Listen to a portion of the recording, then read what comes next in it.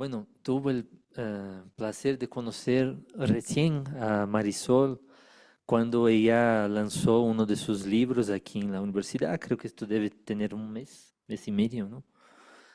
Recién. Entonces, ha sido una compañera muy amable, muy aperturada también al diálogo, ¿no? Intercultural.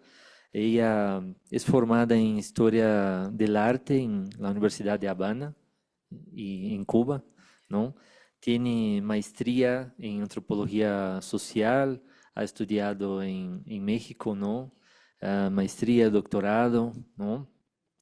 Y además ella es curadora y etnógrafa de movimientos artísticos independientes o alternativos, también podrían ser llamados así, ¿no? Como ella a veces sabe llamarlos, ¿no? Y claro, ha trabajado con temas vinculados a lo que solemos llamar semiótica visual, ¿no? Antropología estética, ¿no?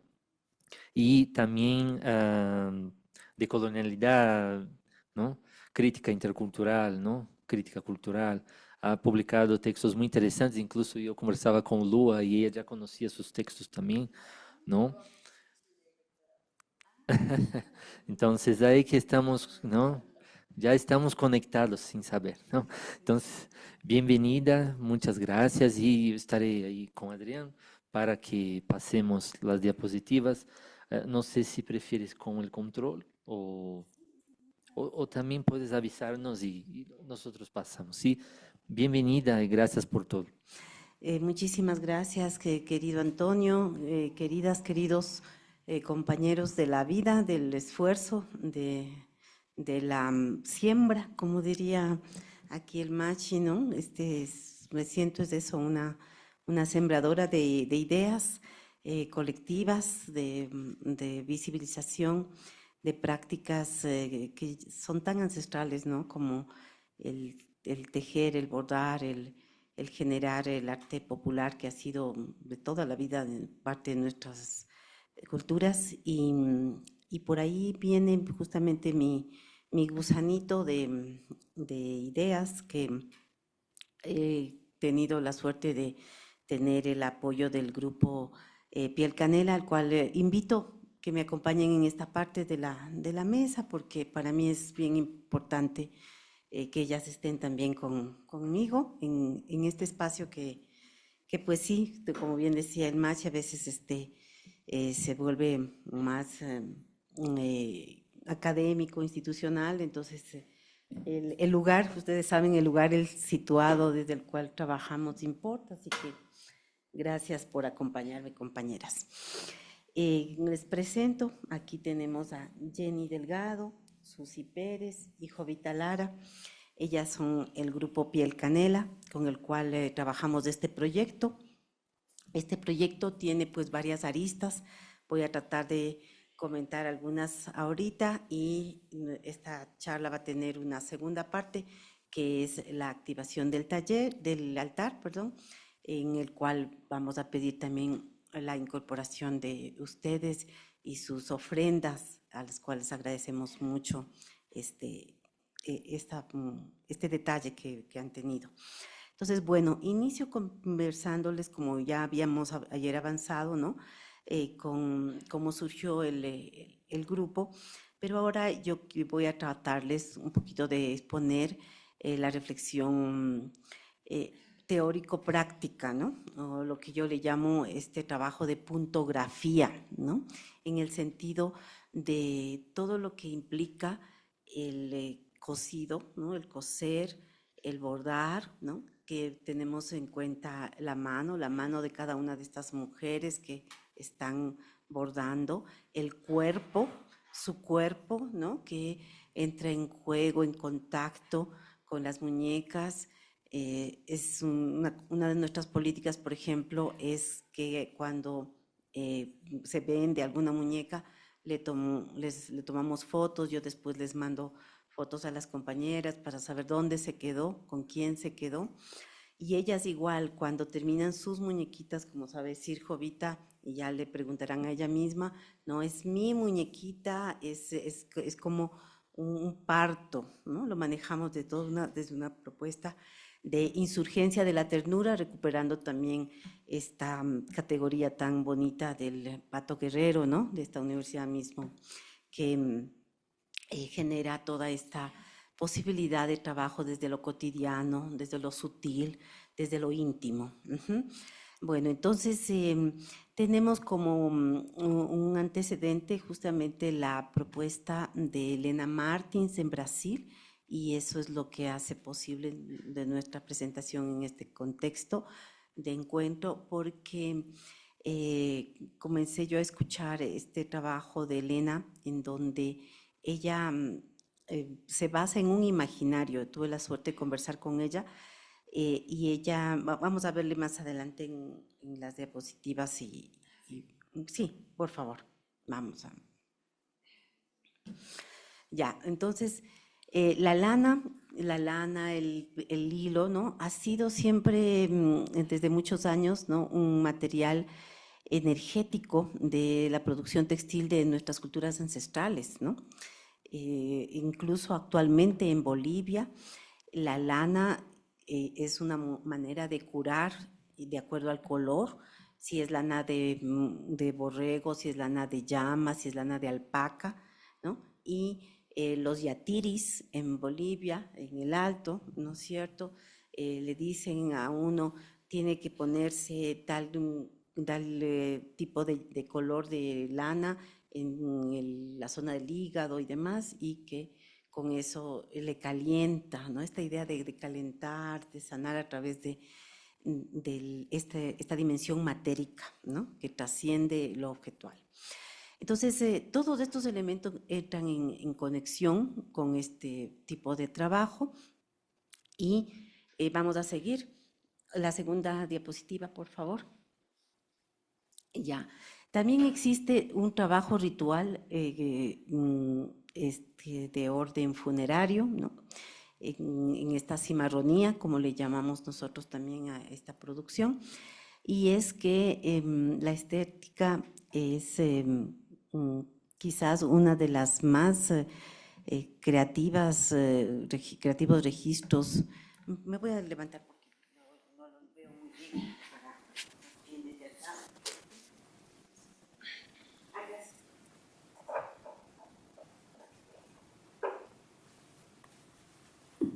Gracias. Entonces, la estética es quizás uno de los más creativos registros, ¿no? Implica desplazamientos, espacios de exceso, bordes, son transfronterizos, hay variaciones retóricas complejas, hay presencia de retóricas metafóricas, sobre todo, que es la que a mí más me ha llamado la atención y con la que trabajamos, ¿no? Hay la presencia siempre de un cuerpo comunitario, espiritual, de este sujeto colectivo, consciente e inconsciente, porque también tenemos que incorporar toda esta dimensión que forma parte de nuestra vida y cultura, ¿no? La sombra, lo inconsciente, estos despliegues, estos residuos, esta parte, ¿no? Que el bordado nos recuerda. Entonces, de esta manera nosotros hablamos de traducciones estéticas. La traducción, ¿no es cierto?, que de un idioma a otro, pero nosotros también incorporamos la dimensión de cómo se traduce la palabra a través de este cuerpo metafórico que es la construcción de la muñequita de trapo. La muñequita que, como vemos, siempre ha estado presente en nuestras culturas. Entonces son campos epistémicos de investigación inter y transdisciplinaria que entran en juego, y desde la complejidad, pues evidencian el eje de comunicación simbólica, ¿no? Cuya producción de sentido es aplicable a cualquier expresión cultural. Desde ahí nos posicionamos teóricamente y de ahí viene esta idea de hablar de la estética ritual cimarrona. Seguimos. Aquí tenemos a Helena Martins de Brasil, que seguramente algunos de ustedes la conocen, ¿verdad? Entonces, Helena me comentaba que ella tenía el imaginario, aun cuando ella lo comenta como parte de su trabajo, que ella nada más imagina que cuando vinieron en los barcos transatlánticos las mujeres esclavizadas, ¿no es cierto?, en toda esta historia que ya ayer el Santiago nos compartió de una manera tan profunda y tremenda, ¿no es cierto? Seguramente parían en los barcos, eran 3 meses, a veces 4 meses, ¿no? Entonces, ¿qué harían las mujeres en ese momento? No es que llevaban ahí una bolsita de cositas para sus hijos, ¿no es cierto? Entonces, rasgaban sus ropas, las pocas ropas que tenían, para amamantar y para tapar a sus hijos, y las que llevaban tal vez niños, niñas más grandes, igual hacían seguramente cositas, objetos para que dejen de llorar. Entonces tal vez hacían una especie de muñequitas de trapo, ¿no?, en todo ese proceso. Entonces, desde esta reflexión de lógica, ¿no?, de lógica de maternaje, ella comienza a desarrollar estas muñequitas de trapo con una dimensión política, simbólica, ¿no? Entonces, yo comparto este proceso y con las compañeras Piel Canela les digo, bueno, podemos recuperar estas muñequitas que también hay en Guatemala, ¿no?, desde la parte indígena, pero que aquí le tenemos a una Abayomi, ¿no?, el presente que les comentaba, ¿no?, el presente que significa Abayomi.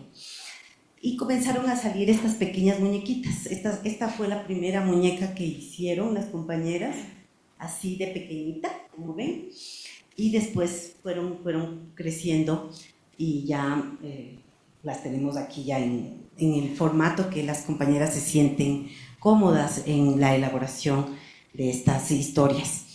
Como ya les comentaba ayer Susi, ¿no?, la idea de recuperar el modo de vestimenta de las compañeras y compañeros del Valle del Chota fue lo que motivó también a este proceso. Seguimos.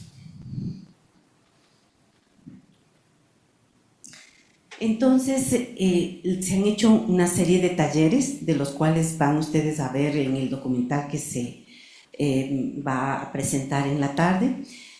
Sobre todo, comenzó por supuesto en el Valle del Chota, en el Juncal, y se ha reproducido aquí en Quito, en Cuenca, con las compañeras del movimiento afro-cuencano, en Trapichillo, en Loja, con las compañeras afro-lojanas, que también es muy raro, ¿no es cierto?, que se piense en la Loja negra, en la Cuenca negra, ¿no? Finalmente asociamos a los estereotipos igual, ¿no?, la cholita cuencana o o mestizaje en Cuenca, pero también esta población afro-cuencana, muchos migrantes también de otros países que viven ahora en Cuenca. Eso es interesante. Bueno, entonces todo esto, y también en Guayaquil, en la isla Trinitaria, hay una asociación de mujeres madres solteras en la isla Trinitaria, y ahí hicimos también estos talleres.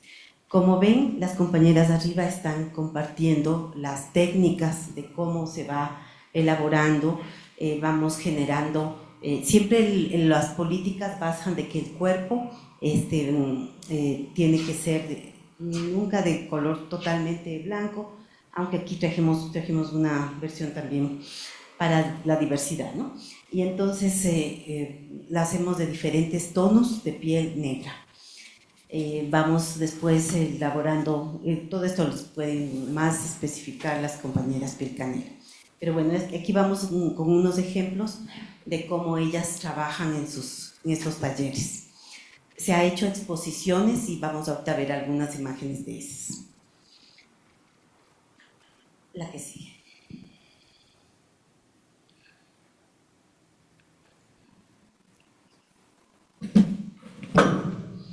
Ajá.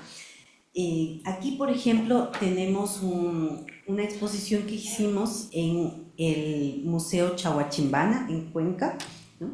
Aquí está Mamayama, que es la fundadora del movimiento Afro Libre de la SUAY. Esto fue en el 2017, y en ese momento estaba la historia de Berta Cáceres, no sé si la ubican, esta mujer que defendió tanto el agua, el río Guadalquivir allá en Honduras, y había sido asesinada por su lucha por el agua, ¿no? Entonces hicimos un altar, ¿no? Recogiendo también la chacana, pero también incluyendo muñequitas de trapo negras, que son las que nosotros incorporamos a las prácticas rituales, ¿no? Y colocamos en una tutuma el detalle del altar a Berta Cáceres. ¿Seguimos? Aquí está Berta Cáceres, ¿no? La luchadora del agua, y ahí está este fue uno de los primeros altares que comenzamos a hacer como homenaje a ciertas mujeres libertarias, luchadoras, defensoras, como en este caso del agua. Entonces hemos trabajado, y bueno, hay algunos artículos ya publicados sobre cómo a través de este tipo de altar se narra, ¿no? Se habla, el altar habla, pero con otro tipo de voces.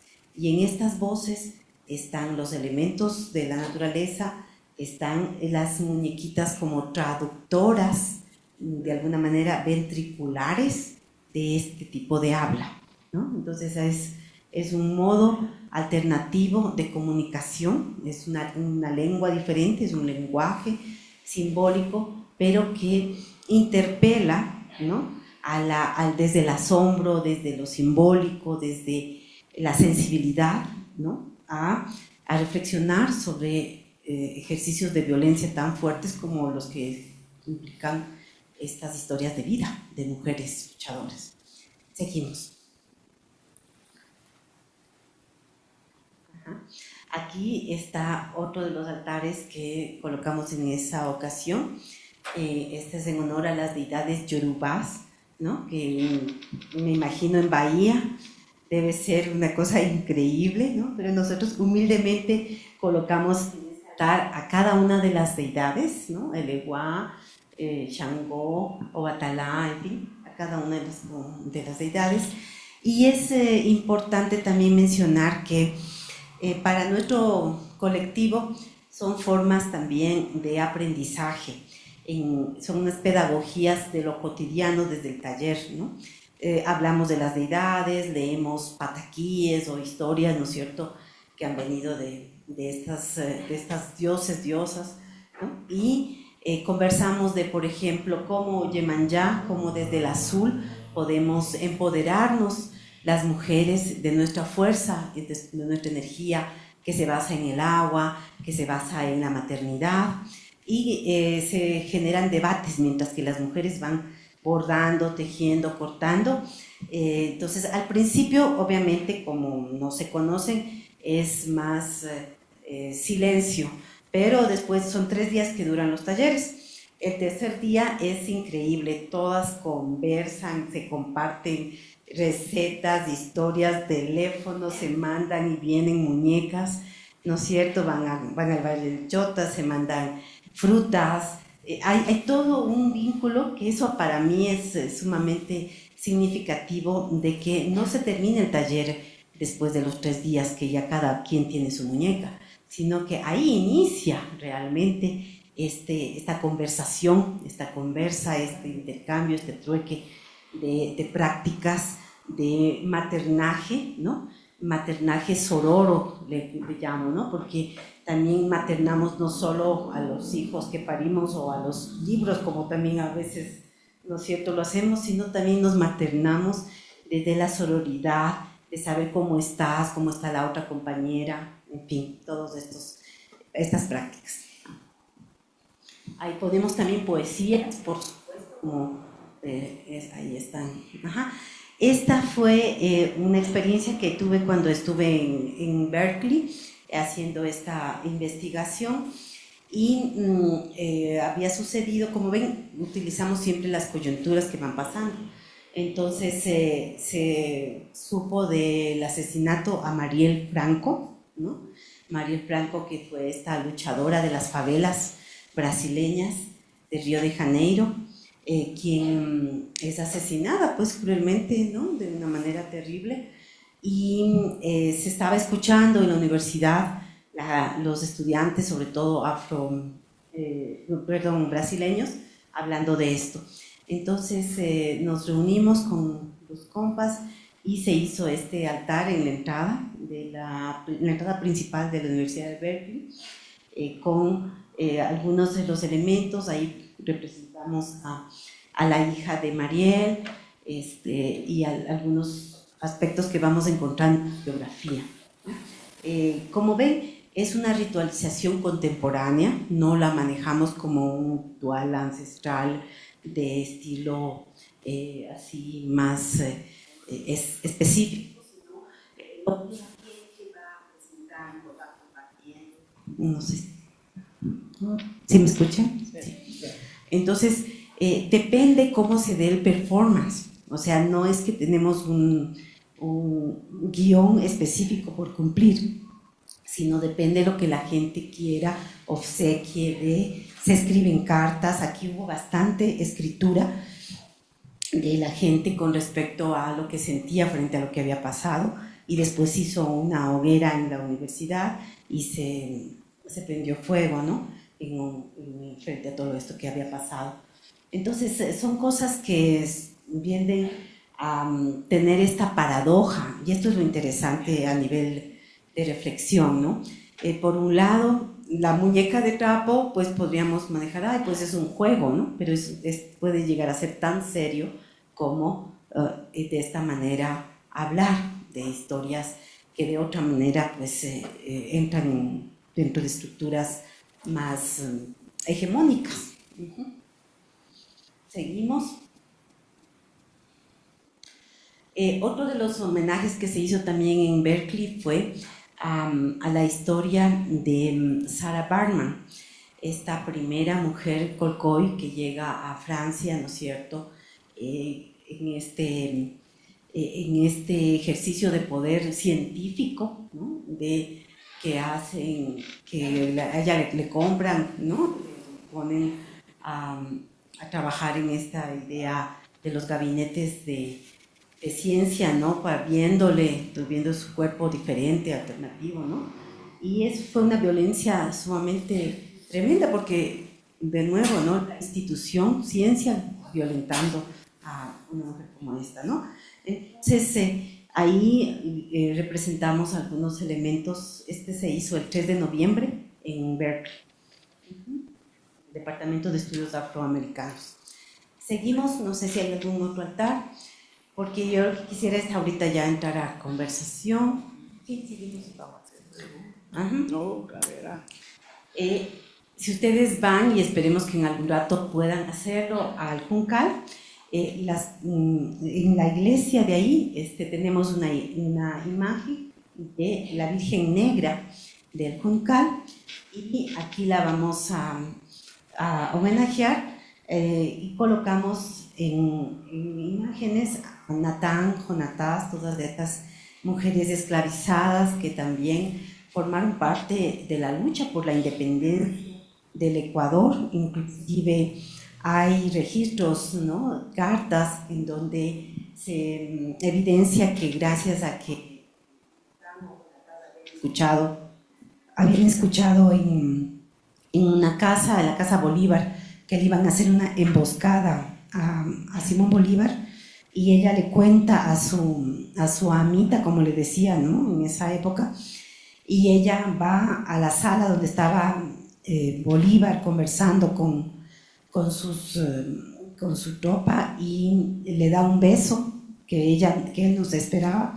Él entiende que algo está pasando y sale por la cocina, y de esa manera Jonatás libra de la muerte a Simón Bolívar. Por ejemplo, miren, son cosas tan significativas, tan importantes, que sin embargo no se evidencia la importancia de Jonatás, por ejemplo, como otra de las heroínas de la independencia del Ecuador, ¿no? Siempre se habla que eran parte del grupo que acompañaba a Manuela, pero poco se explicita tal importancia.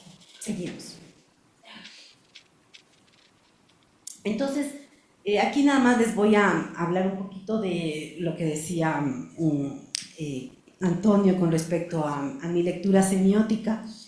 Yo creo que aquí hay todo un trabajo de política, de sentido metafórico complejo detrás de estas narrativas, ¿no? Entonces, pienso que lo primero, muchas gracias, sí. El tocar una muñeca,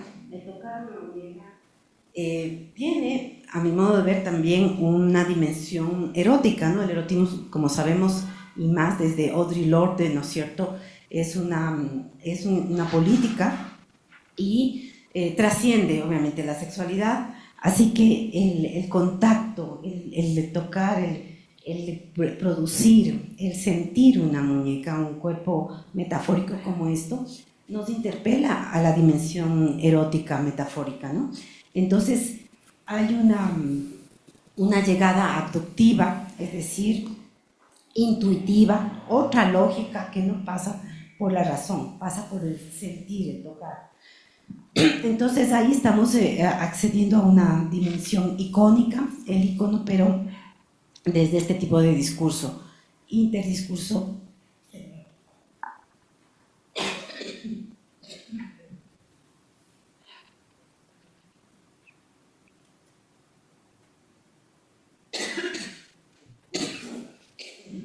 No sé si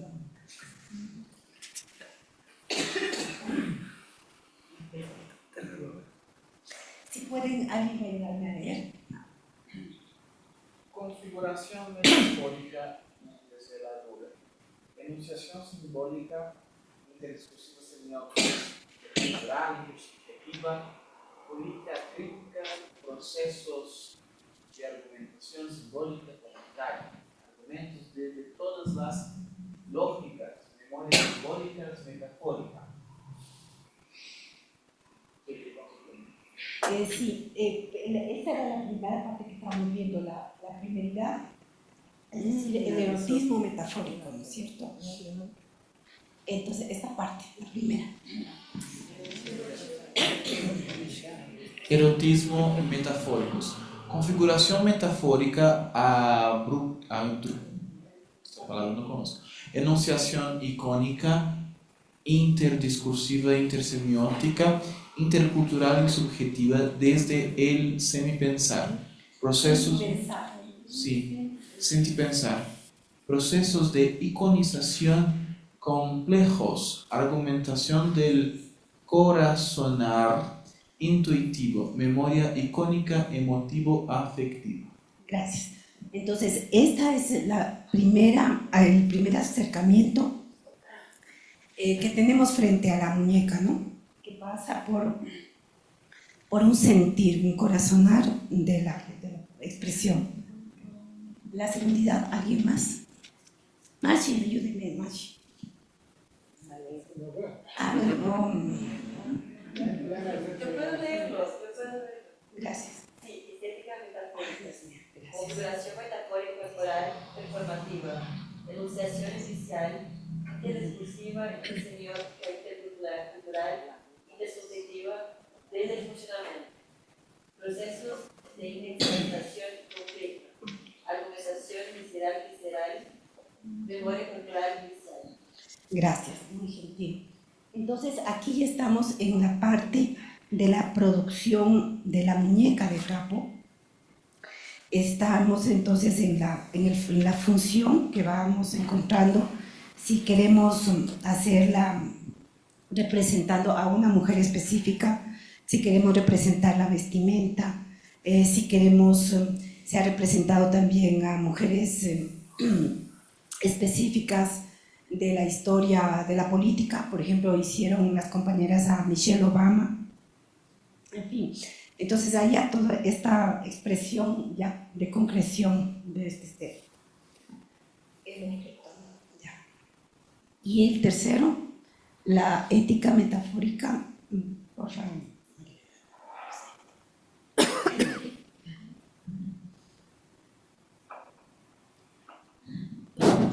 Estéticas metafóricas.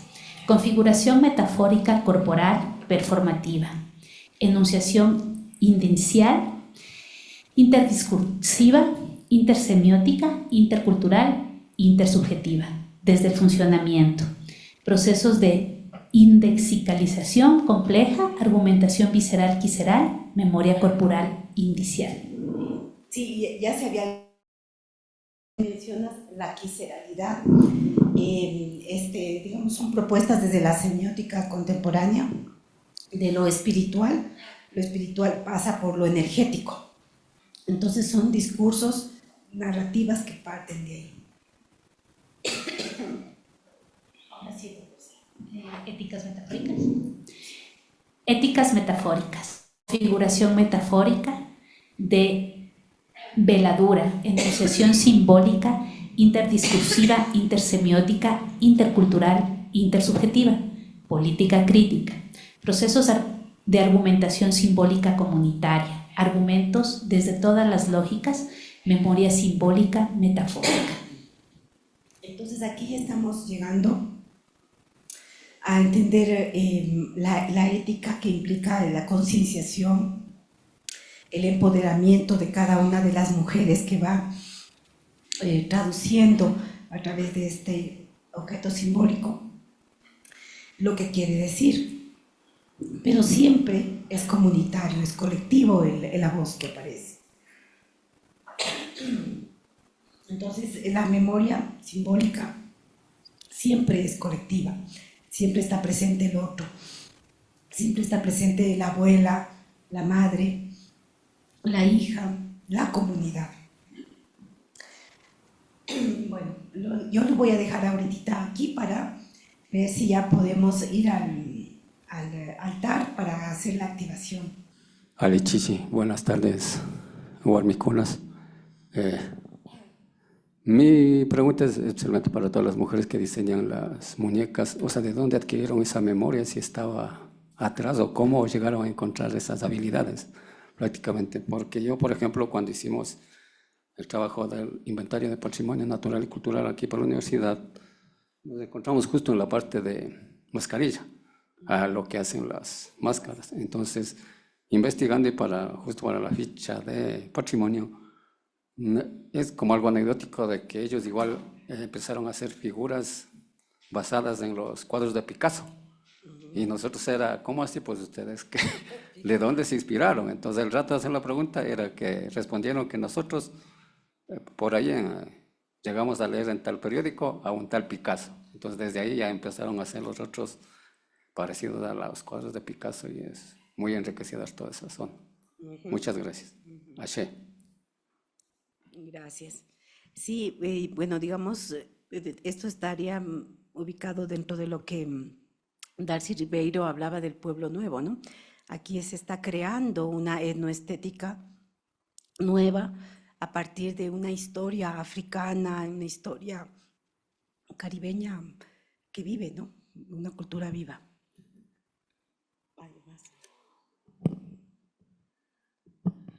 Bueno, muchas gracias. Buenas tardes con todos.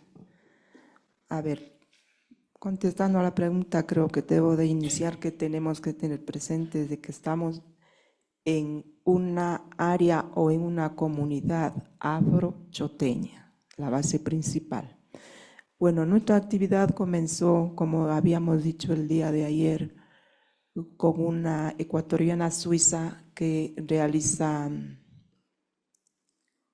en tamaño real esculturas, ¿no?, de lideresas, pero a ella le encantaba ir a las comunidades para escoger de la cultura afro, hacía en tamaño real.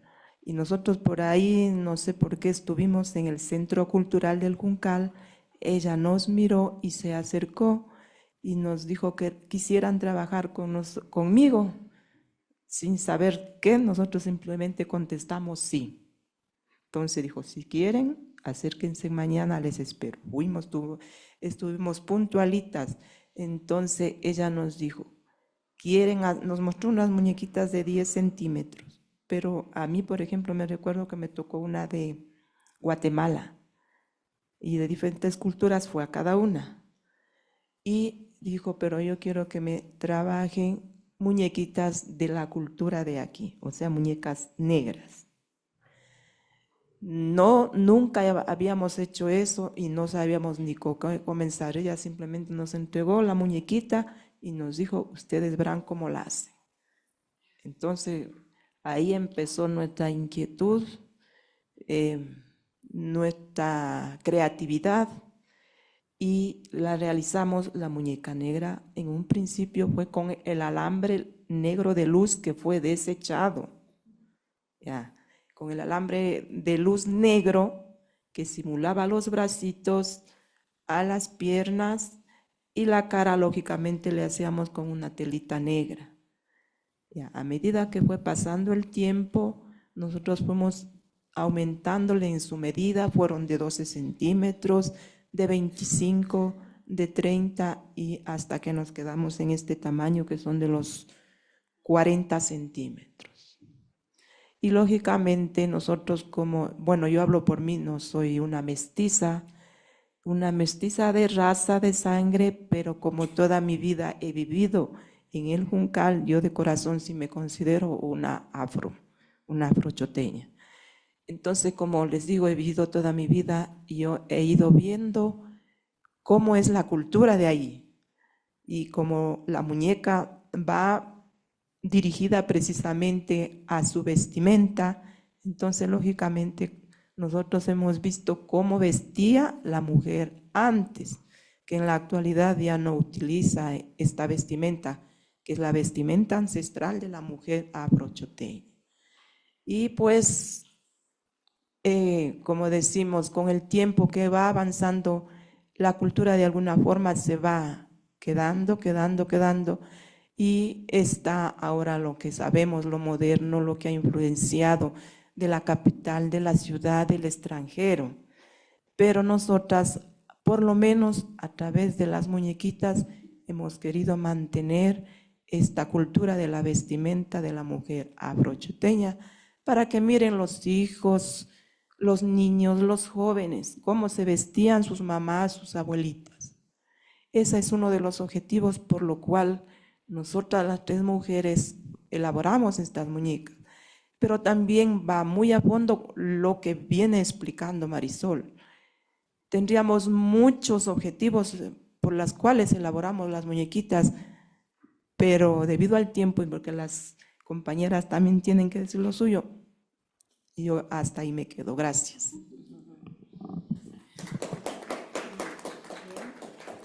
Disculpe, ¿y en qué año empezaron? También quiero decirle, disculpe, me olvidé. Sí, nosotras empezamos en el año 2012 y estamos en el 2026, son 14 años que vamos a cumplir en el mes de mayo. Realmente comenzamos cuando inició el diseño, con el diseño de la afrodescendencia, porque como les comentaba ayer, sacamos con Alistair un financiamiento del Ministerio para ir a representar a La Habana, en UNASUR. Se representó a Ecuador con no el proyecto de las muñequitas, sino el proyecto de ella, y de ahí es que comienza a traducirse, como les decía, de la producción de este tipo de escultura tan grande que hace la escultora, a que continúen haciendo las compañeras, pero ya sus propias esculturas, y todos y todas podemos hacer estas esculturas, porque hacer una escultura de gran tamaño, digamos, está dentro de todo la historia del arte tradicional, ¿no? En fin, pero esta producción es una invitación a que cada uno de nosotros, ¿no? Hombres, mujeres, diversidades, podemos hacer nuestra propia muñeca o muñeco y representar y traducir y tener este diálogo ventricular con nosotros, con nuestras subjetividades, pero también con otras culturas, con otras historias, con otras mujeres. No sé si tú quieres hablar algo. La pregunta que le hace. ¿O Jenny? Antes que le pregunten, digan breve de la muñeca que hizo. Bueno, yo soy de pocas palabras, no hablo mucho. Bueno, muy buenas tardes con todos. En cuanto de las muñequitas, solo que podía decirles que son únicas. Y únicas les digo porque hay veces que me dicen, hágale una a sí mismo, como esta me encanta, porque veces de la misma quieren 2 personas, siempre dicen, hágame igualita. Entonces, por más que se quiera, se le puede hacer el mismo vestuario, pero el físico ya no sale la misma. Por eso se les dice, son únicas. Y en cuanto al vestuario, en verdad, rescatando el traje típico que hoy ya no se ponen, hay pocas abuelas que todavía se ponen el plixado, el encarrujado y el de tablón, pero, y el delantalcito que se ponen, hay pocas. Pero ahorita, hoy en este tiempo, no está tan perdido porque hacen en la danza el baile de la bomba y ahí se utiliza ese vestuario con el peinado y las blusitas, y las falditas y el delantal. Eso es todo. Otra de las dimensiones, por ejemplo, y que tal vez ahorita que habla Jenny sería interesante que nos compartas, es el preguntar a cada quien, cada productora o productor, cómo fue su juego de infancia y si tuvieron muñecas y cómo era la primera muñeca, ese recuerdo, ¿no? Y entonces, por ejemplo, Jenny tiene una historia muy interesante. Tenía una muñequita, tenía 2 muñequitas.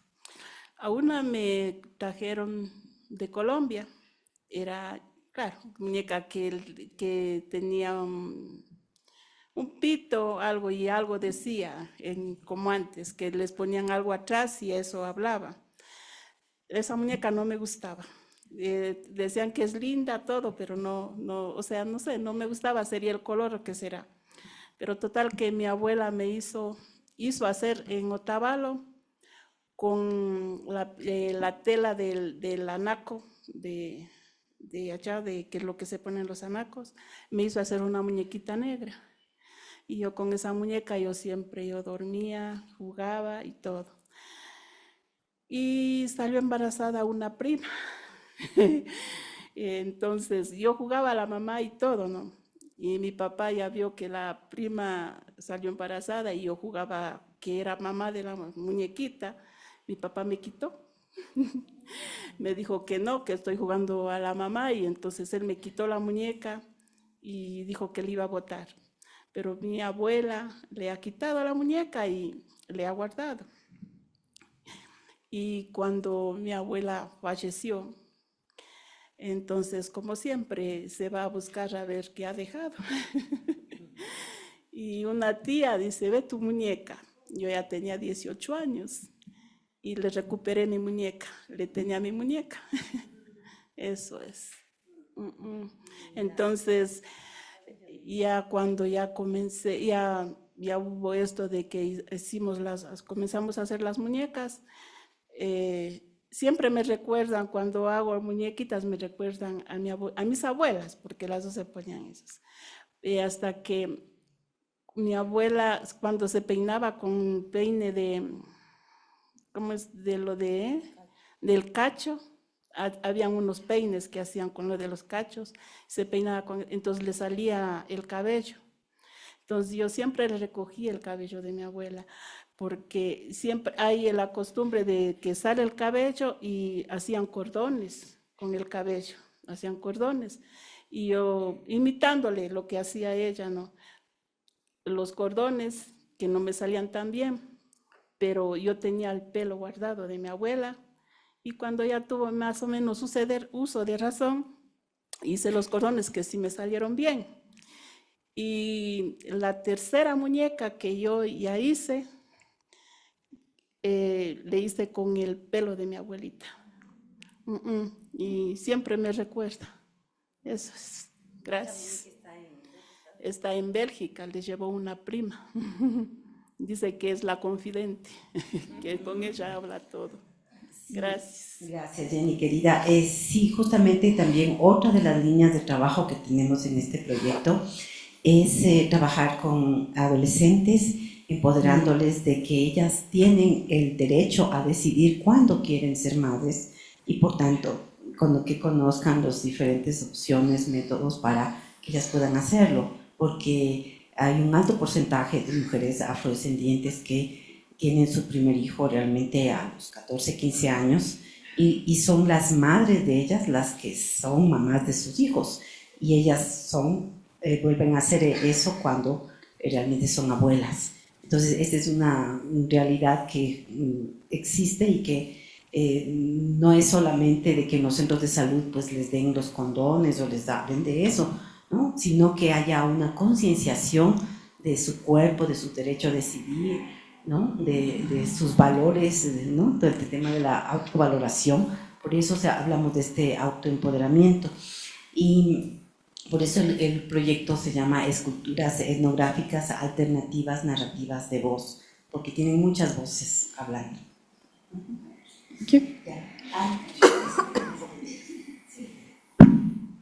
Muy buenas tardes. Voy a contar un poquito por qué me gusta hacer las muñecas. Cuando la señora Ali nos propuso hacer las muñecas, yo pensé, ahora sí voy a tener mi muñeca. ¿Sabe por qué yo pensé eso? Porque yo en mi niñez nunca tuve una muñeca. Y yo me puse un reto. La primera muñeca va a ser mía. Por eso digo, son mías. Mis muñecas son parte de mi familia. Son partes de mi vida. Por eso yo digo, hasta cuando Diosito me tenga, voy a hacer muñecas. Y así cuando van me dicen, vea, regáleme una muñeca o présteme, yo les doy. Fue una niña que le han traído así, ¿cómo le digo? De Santo Domingo. Y una prima que vive en Garra le ha dicho que pregunte por Jovita y llegó. Y la niña dice que ha visto una muñeca ¿cómo se dice? En una revista. Llegó y decía que le dé esa muñeca. Le dije que esa muñeca ya no hay, que se fue a Bélgica. Y le hice de entrar a la casa y le dije que escoja la que ella quiere. Y lloraba la niña. Era una discapacidad. Y de ahí le saca las muñecas y escogió. Y ahí me dijo, ¿puedo llevarme eso? Sí, le dije. Sí. Y ahí me dijo, ¿cuánto cuesta? Nada. Y la niña se fue con la muñeca. Ahí recordé yo que yo nunca tuve una muñeca y nunca nadie me dio una muñeca. Por eso ahora yo tengo bastantes muñecas. Muchas gracias. Y a todas estas muñecas negras menos, ¿no? O sea, tal vez sí accedían, ¿no? O acceden a muñecas, pero las de estilo blanco, mestizo, Barbies, etc. Entonces, este tipo de... Queremos, obviamente, y ojalá que este emprendimiento pudiese estar presente en diferentes espacios, ¿no? del Ecuador o en otros lugares. Ya hemos llegado en New Jersey, tuvimos la suerte de ganar el primer premio de práctica de taller de muñequería en un evento que hubo allá. También han llegado a México, en La Habana, por supuesto, y en Europa han estado en Bulgaria, en Bélgica, España. O sea, vamos recorriendo por esta idea cimarrona, nómada del proyecto.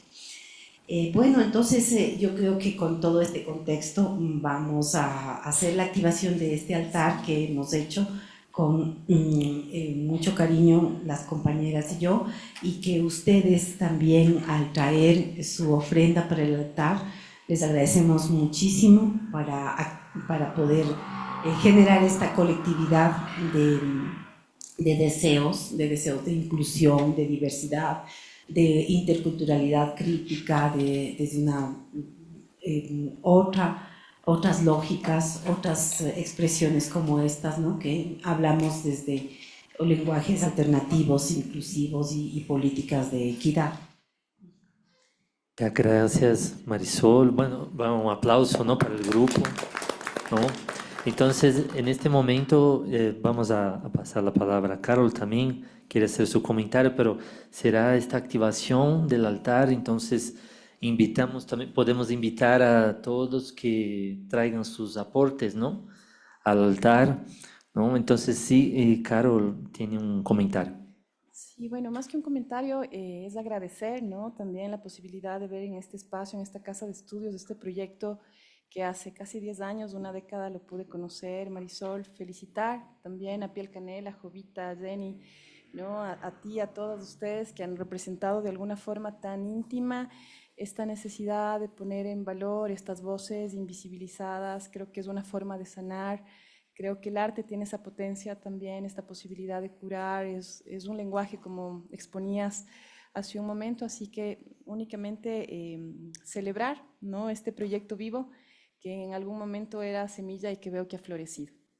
Gracias. Sí, aquí Carol es especialmente cercana a nosotros porque cuando sacamos un apoyo económico para poder hacer este nomadismo de talleres que hemos comentado en diferentes lugares, Carol estaba al frente del Instituto del Funcultura y pudimos, también ella conocía todo el esfuerzo, la lucha por conseguir que esto vaya caminando, ¿no? En este camino nómada que hacemos. Muchas gracias, Carol. Gracias a todas. Entonces sigamos afuera, ¿cierto?